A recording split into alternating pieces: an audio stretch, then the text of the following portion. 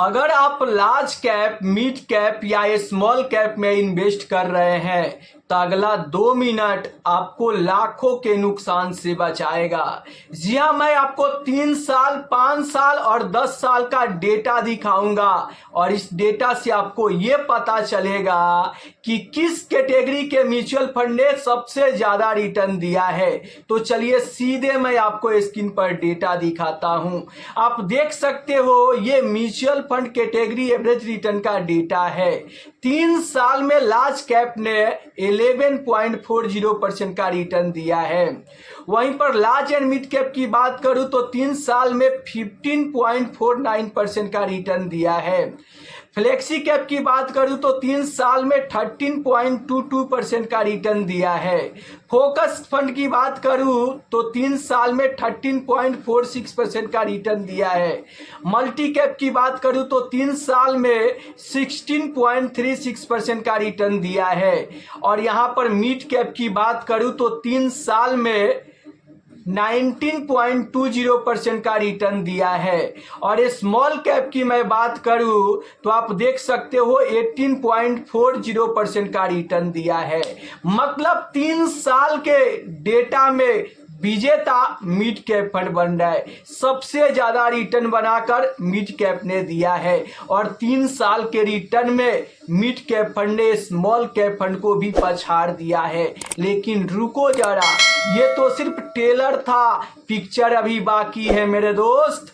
5 साल का डेटा देखिए स्क्रीन पर और जैसे ही मैं आपके सामने 5 साल का डेटा रखूंगा आप देख सकते हैं लार्ज कैप ने 5 साल में 10.90% का रिटर्न दिया है। Large and mid cap fund ने यहां पर 13.99% का रिटर्न दिया है। फ्लेक्सी कैप में आप देख सकते हो 12% का रिटर्न है। फोकस फंड में भी 12% का रिटर्न है। मल्टी कैप में भी यहां पर 14.42% का रिटर्न है। मिड कैप की बात करें तो 16.5% का रिटर्न है। लेकिन अगर मैं स्मॉल कैप की बात करूं तो 5 साल में आप देख सकते हो यहां पर 16.61% का रिटर्न है।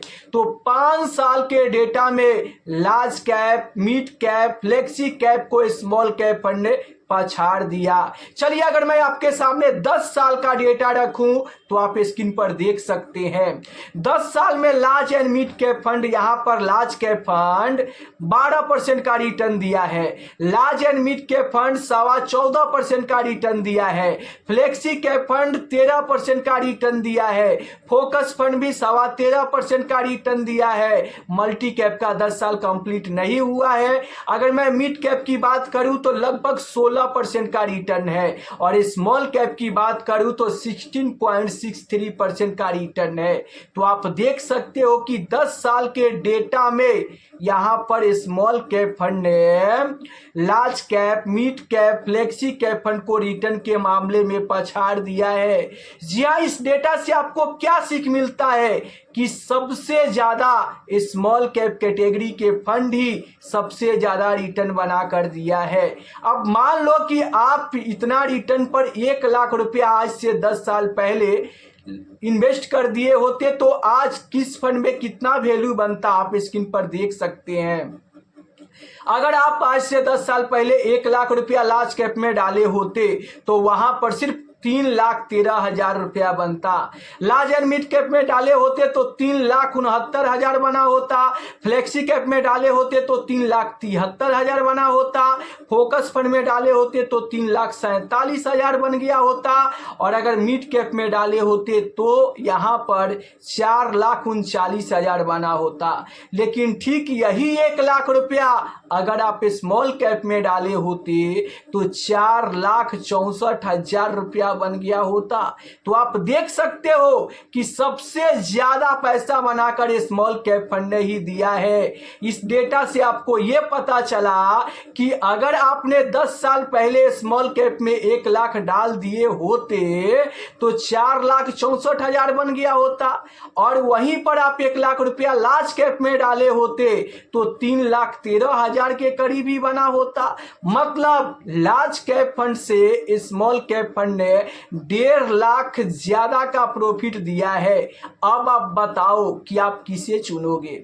बहुत सारे इन्वेस्टर है जो लॉन्ग टर्म इन्वेस्टर है और लंबे समय के लिए इन्वेस्ट कर रहे हैं, फिर भी वो लार्ज कैप फंड में इन्वेस्ट कर रहे हैं। और लार्ज कैप फंड का 10 साल का रिटर्न आपने देखा कि यहाँ पर कितना देखने को मिल रहा है, 12% का रिटर्न। तो क्या आप इतना कम रिटर्न से संतुष्ट हो? अब देखो, मिडिल क्लास तो कहेगी कि मुझे तो संतुष्टि है।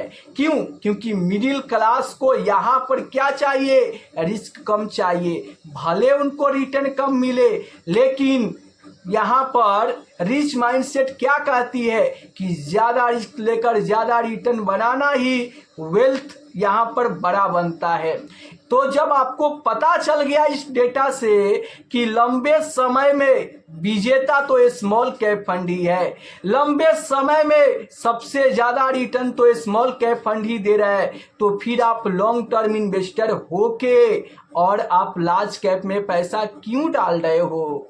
अगर आप डाल रहे हो तो लाखों का नुकसान कर रहे हो, इससे आपको ही लॉस हो रहा है। अगर आप रिटायरमेंट प्लानिंग के लिए, अगर आप लॉन्ग टर्म इन्वेस्टर हो, अगर आप कम से कम 10 साल के लिए इन्वेस्ट कर रहे हो और आप लार्ज कैप फंड में कर रहे हो, तो आप गलती नहीं, बहुत बड़ी गलती कर रहे हो। क्यों? क्योंकि लार्ज कैप फंड से आपने देखा कि सिर्फ 12% तक का ही रिटर्न मिला है और वहीं पर स्मॉल कैप फंड लगभग 17% का रिटर्न दिया है। और यही 5% का ज्यादा रिटर्न आपको लंबे समय में कई लाख रुपए को नुकसान करा सकता है। तो आप नीचे कमेंट में बताइए कि आप लॉन्ग टर्म इन्वेस्टर है। और लॉन्ग टर्म इन्वेस्टर होते हुए भी बहुत सारे लोग गलती क्या कर रहे हैं, अपने पोर्टफोलियो में large cap fund, flexi cap fund, index fund को रख रहे हैं, जबकि लॉन्ग टर्म इन्वेस्टर के लिए large cap, flexi cap fund best नहीं होता है। क्यों? क्योंकि इस फंड से उतना ज़्यादा रिटर्न नहीं मिलेंगे जितना ज़्यादा रिटर्न लंबे समय में आपको small cap, mid cap fund दे सकता है। तो अगर आप चाहते हो अपने मेहनत से कमाए हुए पैसे पे ज़्यादा पैसा कमाना, अगर आप चाहते हो वेल्थ क्रिएशन करना, अगर आप चाहते हो बड़ा वेल्थ बनाना, तो आपको स्मॉल कैप, मिड कैप में इन्वेस्ट करना ही होगा।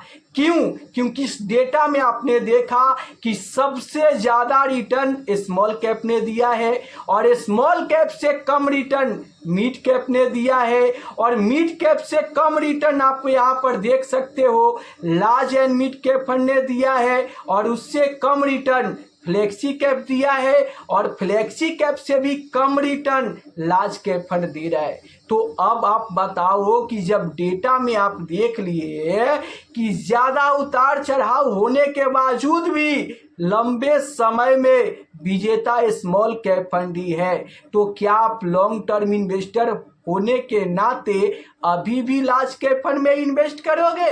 अगर आप करोगे तो इससे आपको लाखों रुपए का लॉस हो रहा है। जैसे मैंने आपको दिखाया कि अगर आप इस डेटा के अनुसार 1 लाख रुपया स्मॉल कैप में डाले होते तो वहां पे 4,64,000 रुपया बन गया होता, और अगर 1 लाख रुपया आप लार्ज कैप में डाले होते तो सिर्फ 3,13,000 ही बनता।